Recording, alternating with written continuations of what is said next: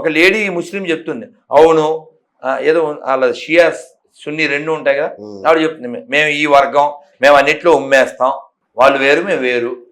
మొన్న ఎవరు కామెంట్ పెట్టాడు, వాళ్ళని రాక్షసుల్లాగా వీళ్ళు మనుషులాగా ఏదో వాళ్ళు కాబట్టి అక్కడ అంతా ఒకటి ఉంది అనేది పచ్చాబద్ధం. అర్థమైందా? వాళ్ళకి బోల్డ్ శాఖలు ఉన్నాయి, బోల్డ్ తోకలు ఉన్నాయి.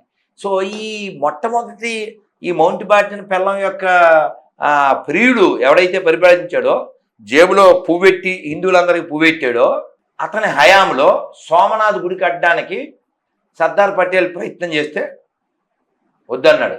పటేల్ గారు మగోడు స్వాభిమానం ఉన్నాడు కాబట్టి కట్టేశాడు. వీడు వెళ్ళలేదు, ఆ గుడి ఓపెనింగ్కి వెళ్ళలేదు. వీడు మరి బ్రాహ్మణోత్తముడు అని మీరు అబద్ధాలు చెప్తారు. వీడు ఎప్పుడైనా గుడికి వెళ్ళి చూద్దాం.